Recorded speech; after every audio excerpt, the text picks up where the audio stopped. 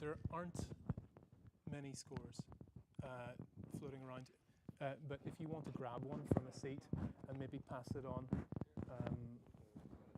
there's not a whole lot of content to take from them either, and I'll put up some screenshots of them as well, so don't feel like you're missing out if you don't manage to grab one.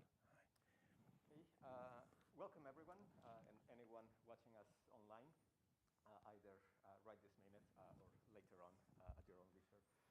Just for those here in the building, just to get it out of the way, fire exits there and the door through which you entered.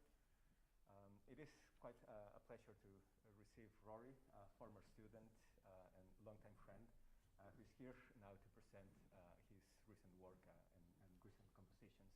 So without much, please let's welcome Rory.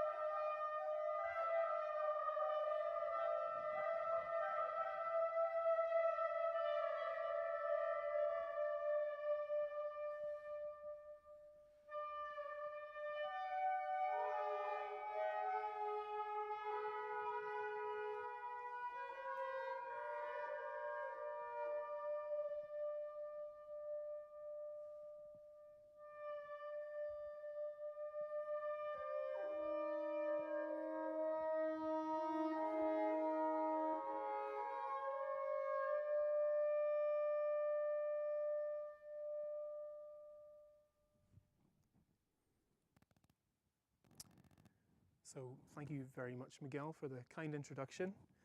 I'm Ruaidhrí Mannion. The piece that we've just heard is called Cree and Air, and it's performed here by the Spanish saxophonist José Manuel Banul. This was, or is, a piece that we were using to prototype some ideas for an artistic residency in Spain before the pandemic came to visit us, so it's still an early draft. But the concept behind it speaks directly to the concept of mise on a beam in my music and how I've interpreted this idea to develop two central and connected themes in my own work.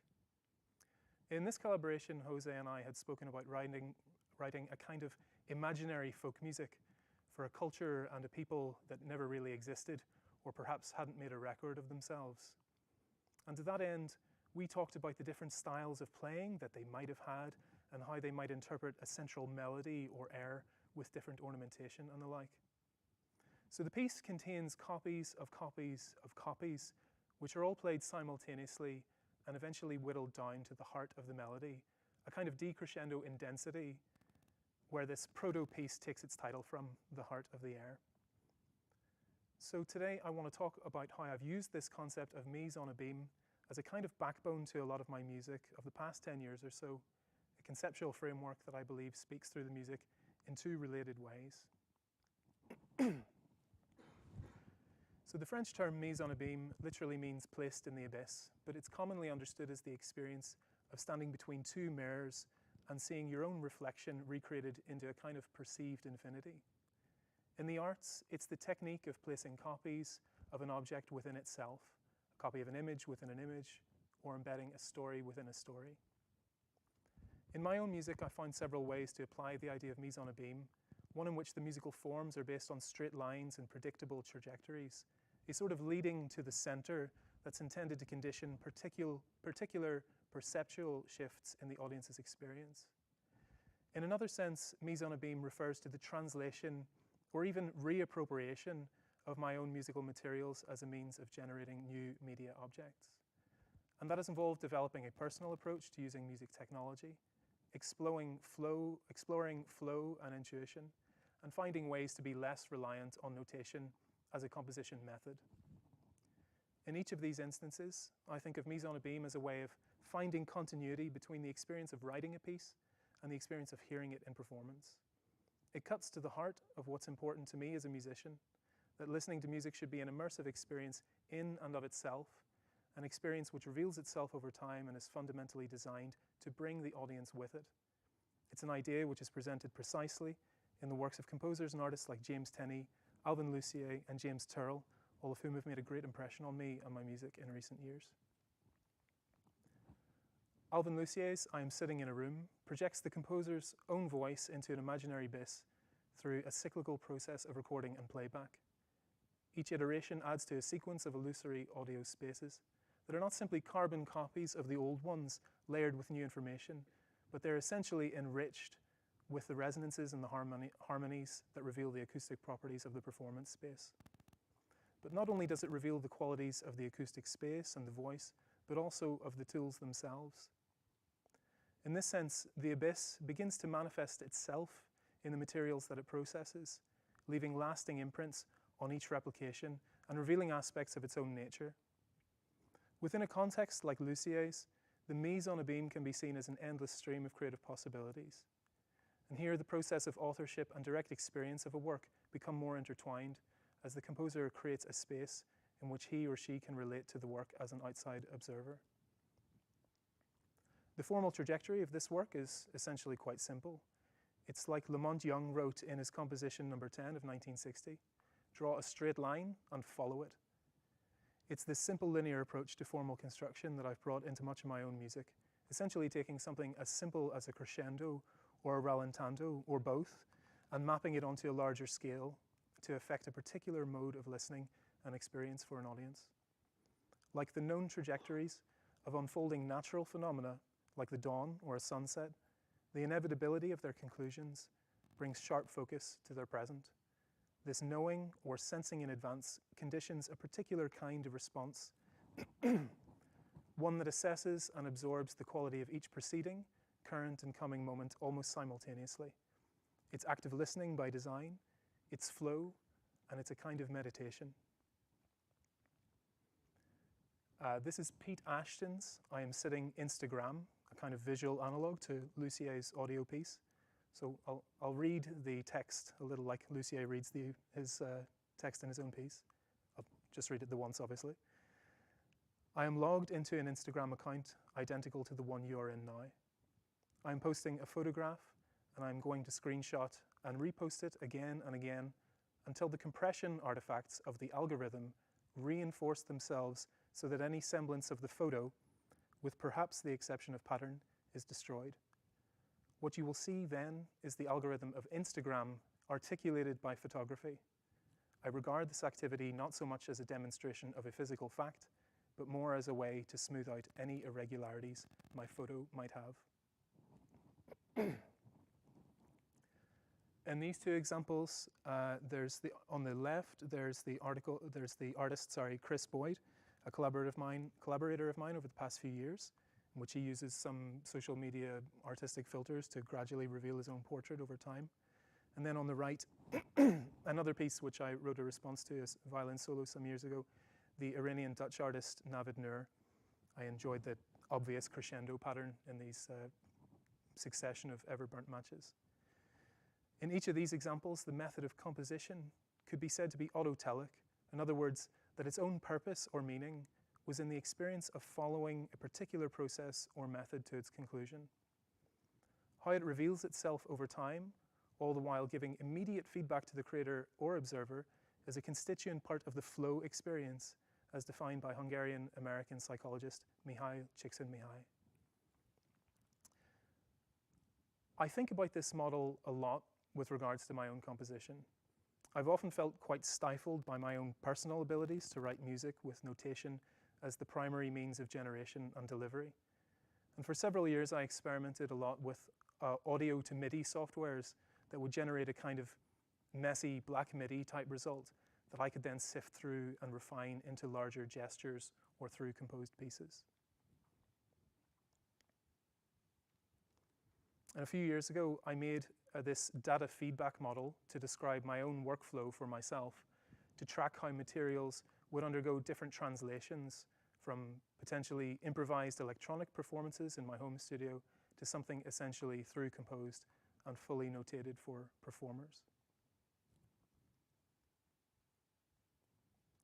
So a major theme that began to emerge in my music was the reusing and reappropriation of existing material. And in the next two works, Dulston Bunker for electronics and Ska for saxophone sextet, I take the same essential materials and export them between two different mediums. Dulston Bunker was a fairly straightforward glitch IDM piece that I had written and performed at a Resound event hosted in a World War II bunker in East London in December 2013. The event organizers created a show in which the audience could move freely between different underground concrete chambers and had programmed a mixture of installation works through composed experimental classical works for instruments and electronics, and also invited DJs and the like to play electronic dance music into the early hours. I wrote this piece fairly intuitively, imagining a large crescendo shape in the DAW where each channel represented a different pitch of a resampled waveform, using the DAW rather like a stave structure for one instrument. I built crescendo shapes within other crescendo shapes, creating self-drawn fractals of increasing harmonic density. And while I hadn't yet thought of this in terms related to a musical Drost effect or mise en abîme, I had been experimenting with long-form crescendos in other pieces, like Flux for electronics and Pearly for piano electronics, which will be performed here tomorrow afternoon by the pianist Ruth McCavery. And I'll just play a short extract from Dulston Bunker.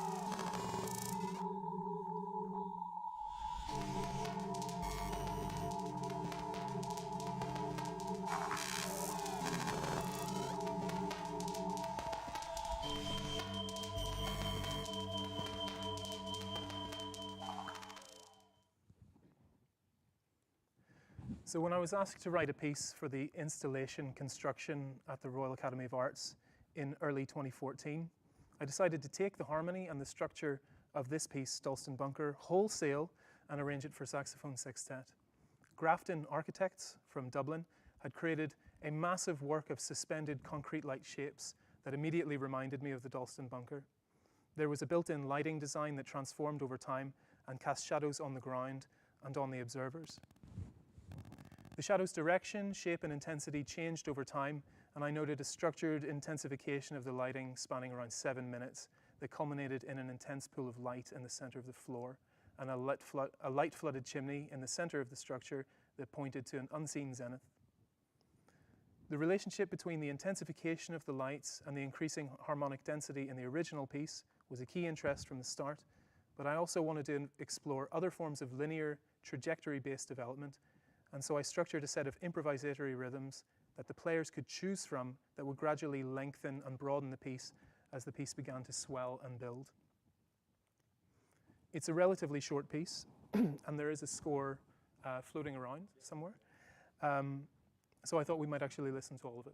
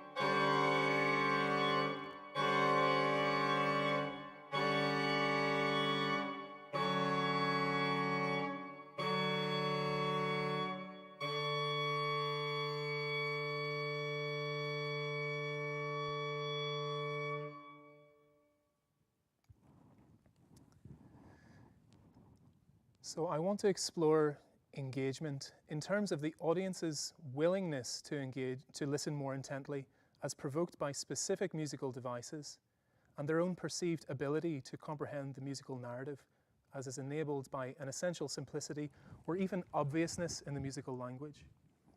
I've favoured a more simplistic approach to emphasising so-called audience immersion, because as I see it, not all audience members feel empowered by the opportunity to tiptoe around through a delicate sound installation piece. In fact, I believe that sitting in chairs or even lying on the floor can be a great equaliser, and we can travel great distances both sonically and imaginatively from the comfort of a chair.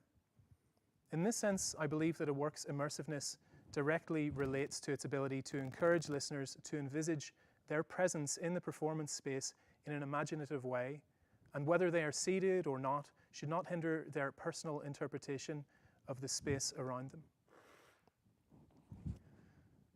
I wanted to share these two quotes as well because I feel that they both really emphasize this idea of immersion being something which is much more in here, in your mind, than out there. Because I think that there has been a lot of music and art described in recent years as immersive, when I personally consider it to be almost the opposite. I want to push back against this a little bit. In some sense, I feel these are pieces which draw far too much attention to themselves and actually take the listener or observer right back out of the situation, sometimes even putting them on the spot, making them feel uncomfortable, sometimes make me feel uncomfortable, and therefore almost completely unable to relate to the piece.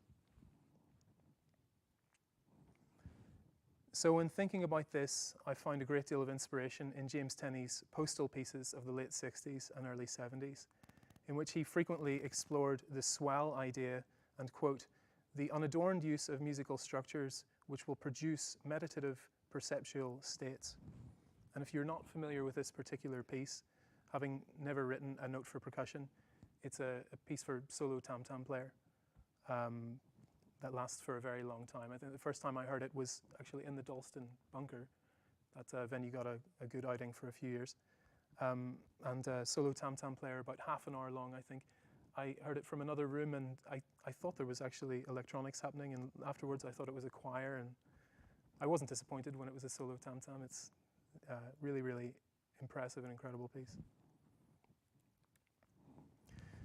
Tenney seemed to be saying the same thing in support of simplicity that I had felt intuitively about complexity in my own music.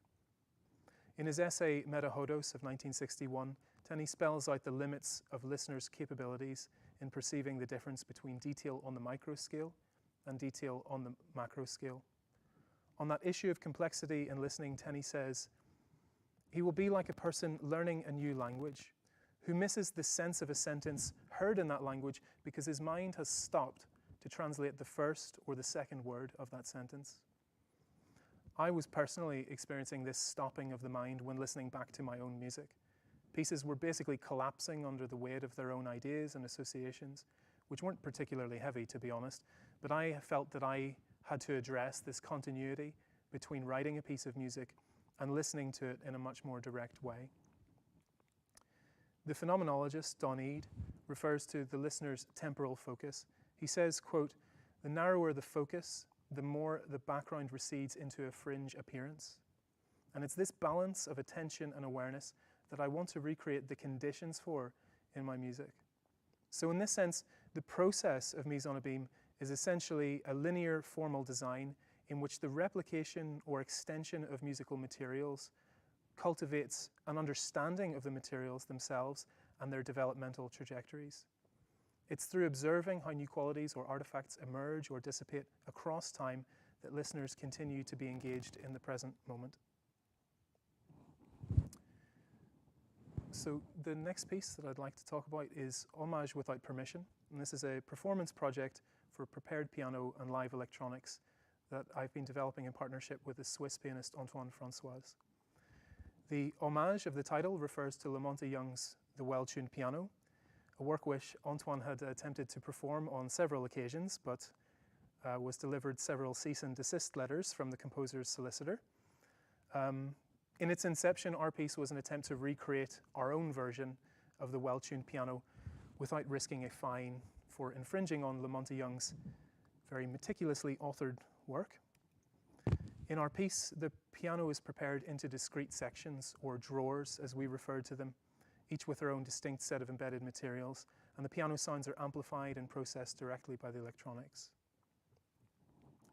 The electronic processing of the piano sound is primarily focused on three objectives: to engage with the rapidness of the piano playing through the density of granulation, to find complementary harmonies and give pitch directions to the piano playing through granular pitch shifting, and to give new dimensions to the piano textures by balancing subtle feedback in with reverb and EQ control.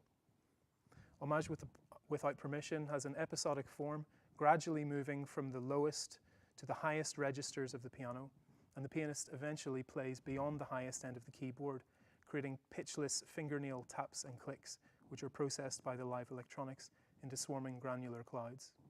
This piece has no fixed length. We've performed a number of versions over the years, ranging from 10 minutes to 45 minutes. The recording we're going to listen to now is an extract from a Kammerklang concert at Café Otto, recorded for Radio 3. So in this version, we had to play a more radio-friendly 10-minute version, which basically compresses the movements from drawer to drawer into about a 10-minute period. So we'll listen to two extracts from the opening and from the close of the piece.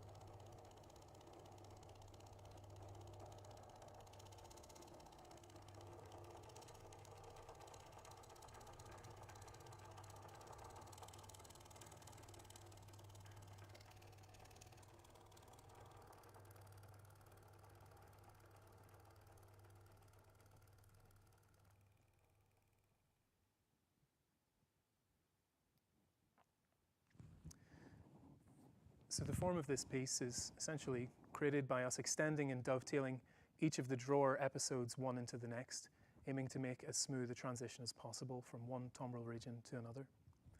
In our initial experiments, Antoine and I had dubbed this style hyperdrone, as we tried to create a style of playing that would become almost perceptibly slower and more homogeneous by virtue of this intense frenzy. As you can imagine, Antoine also told me that this piece is a recipe for carpal tunnel syndrome, so we have to be careful when we're playing it. Well, he does. Okay, the next work that I'd like to talk about is Wedge. And this piece for piano, trio, and live electronics was heavily influenced by the light installations of the American artist James Turrell, and in particular his Wedge work series, which has been ongoing since the late 60s. In the Wedge work series, Turrell uses diagonal lines of artificial light to create spatial illusions.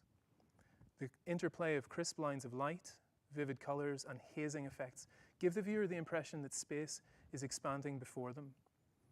I was drawn to this experiential nature of Turrell's work when I visited the light show installation at the Hayward Gallery in early 2014, and how the process of remaining in the dark for extended periods of time allowed you to see more and more visual details in the piece, regardless of whether they were real or not. And Turrell says of his own work, "My work is about space and the light that inhabits it. It is about how you confront that space and plumb it. It's about your seeing.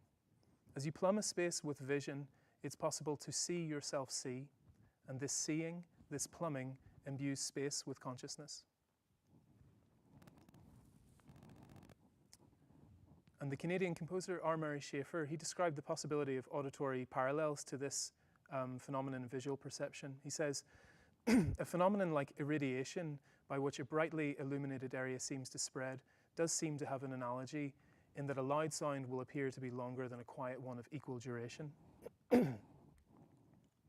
So in Wedge, I've taken a single gesture, a string hairpin punctuated by a piano chord at its central peak, and extended it outwards to the limit of what is possible within slow and quiet performance. The slowing and quietening across around a 15-minute duration is not intended to disengage the audience, but rather draw them increasingly in and enhance their powers of listening and broaden the horizon of their aural perception. This formal design is a phenomenological device that enhances the listener's ability to listen in much the same way that one's eyes become accustomed to the dark and their sight is gradually restored. And it's only by going through this process of the musical form that the audience are able to hear as precisely as necessary in the final episodes of the piece. This re-emphasizes the concept of immersion in what Glover had called global continuity with the sounding environment. Both Turrell's Wedge work series and Wedge create spatial illusions which are transforming over time, provoking a presence of mind and attention to these shifts in perception through their formal design. So we'll listen to two short extracts from this piece, from the opening and from the close. There's something slightly missing the point about being able to show the opening and the close of pieces which are meant to be seen in their entirety, but I'll leave it to you to fill in the blanks.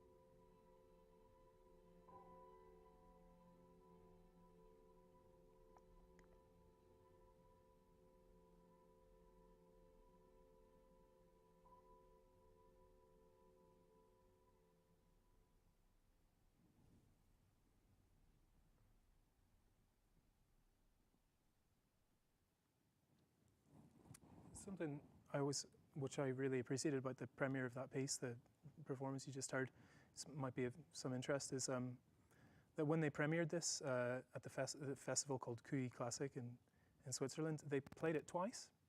They played it at the beginning of the concert and at the end of the concert, and it was just like quite a remarkable thing to have happen.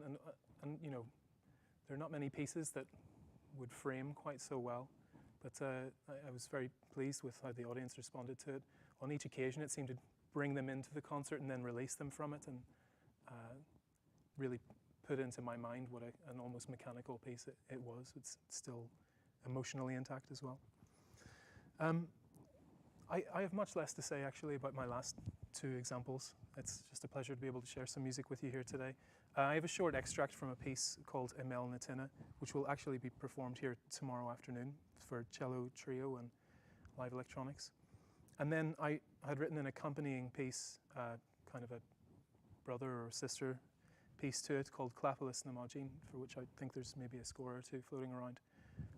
It's a relatively short piece of about 8 minutes or so we might have time to listen to both in their entirety. I'll say less now, and then maybe if you have any questions about it, we can talk about them at the end. So this is just a short extract from the closing of Emel Natina, which means in the mouth of a wave.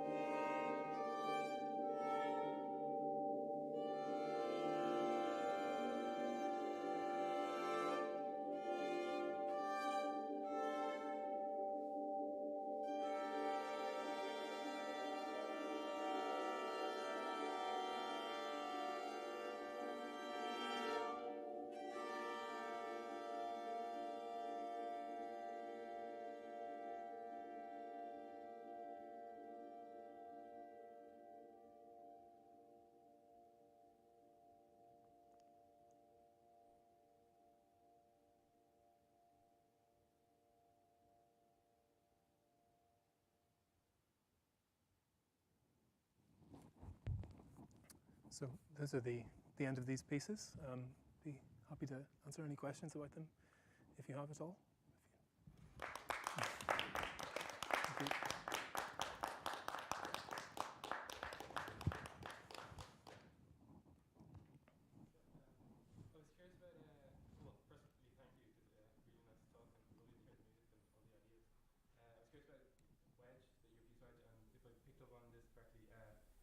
The sort of formal shape of it, from the forte all the way down, is sort of designed to create this sense of immersion. Is that correct? Or like this sort of listening experience? I'm just curious, was there any other sort of formal shapes as such that you felt were also quite suited to that, or like it feels like it's kind of like a a default in a sense. It does the job really well, and I'm wondering, are there any other forms that do that job really well? Also, I was also interested about the context, because it strikes me like a piece like that, in terms of like the venue, but also perhaps it was interesting what you said about how it was performed twice, because it strikes me like what happens before that piece is also quite important, or it's all part of this conversation about immersion. And also, so I guess the second kind of question of like, is there any sort of considerations or ideal situations of how people sort of come to that piece as well, in terms of coming into the space, or any sort of preparations as such? Okay, yeah. I'm going to try and collect a few ideas around those things. For me, if it wasn't clear, for me, the personal ideal shapes to create these things either go up or they come down, or they go up and then they come down, or down and then back up. But maybe it's just me personally, but I find really anything more than that to be almost too much. Then I'm developing narrative, or I'm thinking of some other association or something like that. I'm looking for a piece that will basically speak directly to what I would intend to happen to your heart rate, or to the speed of your breathing, or something physiological like that. In terms of the maybe say a little bit more about the way the premiere of Wedge was set up.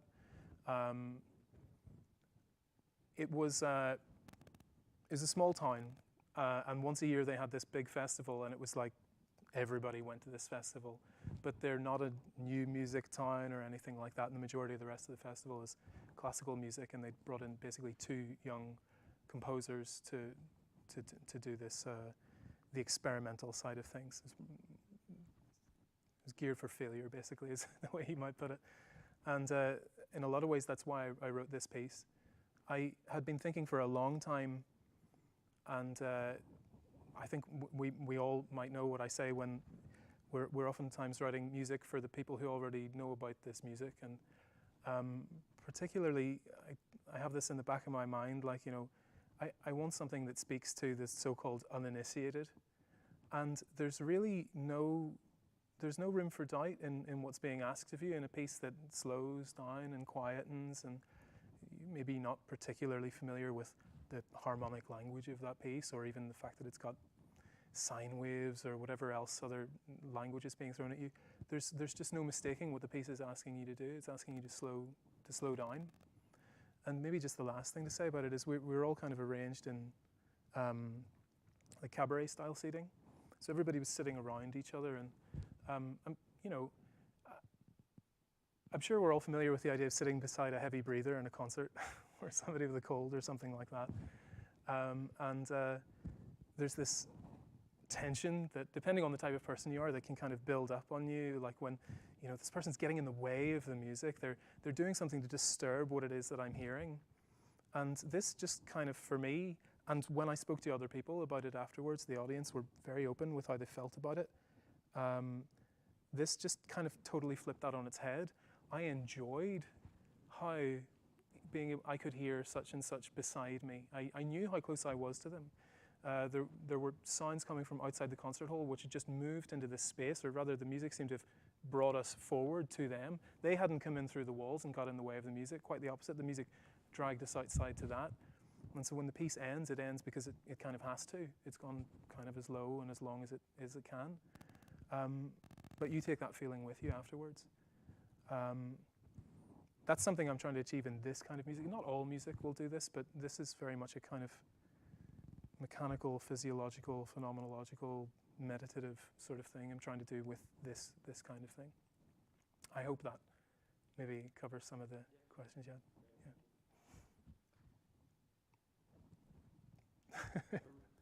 Yeah, Robert, I mean, obviously that is all sort of predicated on a certain kind of listening, which is perhaps an alternative kind to, you know, that of the world around us. I just wondered what you felt had occurred in terms of that from COVID. I wonder whether the last few years had kind of changed how you think people are suited to that kind of listening, or maybe for the better or for the worse. I'm not sure myself, but I just wonder if that had been a factor. Well, when the cello trio was premiered, it was the one piece that I wrote during lockdown, and me and my wife had just had a boy, and there was no, whatever dwindling hope there had been of me writing anything noisier or more active leading up, that just went out the window as soon as we had a boy and I was at home and he was asleep, and you know, it was the one piece I could be writing, and the sign tones I wouldn't disturb him from waking. But in terms of how other people heard this music, I really enjoyed, I don't know how other people feel, but those first few months of COVID were in some sense like this, just, I find there's something really quite magical about it. People were genuinely sharing music. They also seemed to be engaging with the medium that they were listening to the music on, because everybody was now listening on their computer. Yeah, exactly. And so I had, for the first time ever, people asking me before this piece was premiered, before Melnitena was premiered like an online concert, we'd pre-recorded it. Clapolis Nemogene was actually a real concert, but people for the first time ever, and maybe this is something to do with COVID, started asking me, how should I listen to this? You know, I might say in years gone by, check out my SoundCloud or something, I don't know. But for the first time ahead of this concert, people were asking me, do I need to like hook this up to some special speakers or something like, nobody ever asked that before. It was great. So I know that some people made a special effort, and you know, now that you mention it. But it's maybe not fanciful to think that in the early part of 2020, people kind of turned in on themselves. I mean, there were no planes in the sky. It was amazing. You know, I live in the Heathrow flight path as well, and it was so noticeable by its absence. It was beautiful. So the corollary of that is that people weren't rushing to be anywhere. Yeah. And I mean, that has to have some kind of an effect, that turning inward. It just seems to me not fanciful. There's some kind of connection possible. I think you're probably right, and I do already, and maybe more will in the future as well, but I miss something about that time. I thought at the time, naively, that we were all going to learn some tremendous lesson. Well, we're not terribly good at that. No, we're not. Yeah. Can I ask you, maybe relating back to Robert's question about form? Yes, it goes up or it goes down and down, but you seem to be very acute on when to reveal form, and this goes back to your I'm sitting in the room thing. It happens at different scales at different moments in the piece. It happens verbally first, and there it is, right? Then after the first iteration, you kind of know where you are. Yes. But then it's there's kind of various moments, even if you know that it's happening kind of linearly or gradually and linearly. There's various moments of, I guess, unexpected results. And I wonder whether that's something that you think of in terms of, it's almost kind of moments in the piece in which different modes of listening get kind of engaged. Yeah. I think that the way I see the miniature events, the kind of like the phrasing that emerges from this overall phrasing is, you know, if I could make it almost sound mundane, if I'm writing a piece, and harmony is obviously very important to me, and I just write a long string of harmony as I would like it to sound. And then what is the decision making that goes in afterwards? It's where are the crucial moments, where are the cadences? Cadences are really important. How am I going to stretch? Do I need to stretch this cadence closer to this one, to that one? And then, how do I get from this state to that state? And the way it's then set up in the score and in performance, and maybe this, I hope this will kind of answer part of what you're getting at. The way it's set up in the score is that essentially a lot of that micro stuff, those are happy accidents that are led by the fact that I've got to work with some great performers, and they do things naturally that I didn't want to try and enforce through the notation. And so if you say to somebody, we're starting here, I mean, this much is obvious, we can assess here, and we're going to go to here, and I want you to help me figure out how we're going to get there. And this is very much the case in Wedge. I mentioned that in this festival it was me and this other composer. We had something like hours worth of rehearsals every day for 4 days straight, and I just thought this is going to create a situation where the performers hate me if we actually use all this time. So we need to have something, and this is a large part of my thinking in all of this, we need to have something which is empowering audience members. I mentioned before, the uninitiated can know what's happening. They don't feel like they need to come with some knowledge or anything like that. But the performers equally can feel just as empowered to, there's a scope for within which they can bring their playing, their performance, and their phrasing, and all of these micro details. But they're essentially, I have an idea of how they're going to fill that gap, but it's really them who fill that gap. And I'm just deciding on the islands that they go to and from. How they get there is really up to them. And I would say, not something I mentioned in this talk, but this is a large part of why I did this, why I do this in this type of music as well. I had grown very, very tired of rehearsal and workshop situations where the only thing on the menu was apparently notation. It was very, very disempowering for everybody. Everybody hated each other. Everybody left feeling upset.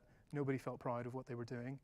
And when we started to arrive with these forms, then people had an idea of how they would achieve that. And the conversations were just so much more fun in the rehearsals. It leaves you with a much, you have to be much more frugal with the way you spend your time in rehearsal, because there's, like, think of it almost like a video game. You've got a life bar, and every second you spend in rehearsal is just dragging down on that, and you can't get it back. You can't do multiple run-throughs, you can't do anything like that. But that knowledge of, I know the shape of this piece, in a way that you can't really know the shape of a symphony, or maybe even something smaller than that. That knowledge is just so empowering that I've found that the little things that happen in between times, unscripted perhaps, but heavily suggested and gone at with a lot of confidence from the performers. I was struck by the use of sine waves in that context, because it does, and you're right, I mean, amazing performers are kind of required for this kind of work anyway, but the use of sine waves sets the context in something that is so, it's dull temporally, right? Yeah. So it acts as almost making the richness of the instrumental playing really, really come to the fore, because it's almost kind of sets this kind of background of, it's setting harmonic concept, but it's dull. You don't need to pay a lot of attention to it, which for me it had the effect of really the inflection, inflection and technique in the instrumental kind of being really. It's all offset against that. Yeah, made more it's like a blank wall behind. Exactly, yeah. All three of those last three pieces are essentially built on the same max patch. And I remember as clear as day making that. It's just playing with the line object. And I made it in such a way as well now that I can take MIDI straight out of Sibelius or whatever I'm doing, whatever notation software, and just drop it in, and it does some list stuff with the back object. Just basically it means that now not only can I play straight into the performance patch, but there's controls over that. That's where I do the tweaking of how long does it take to get from here to here, what shape is the envelope, and that's the type of composition that I felt was keeping me personally more inside that, flow sort of state and dealing with things as a listener, which I just wasn't getting in any other way.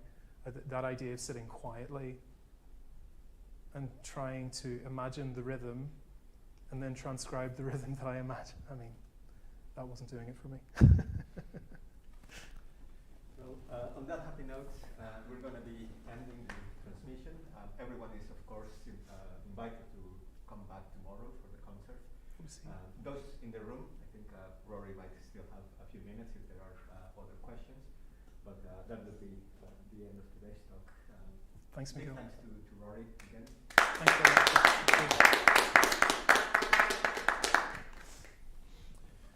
Cool.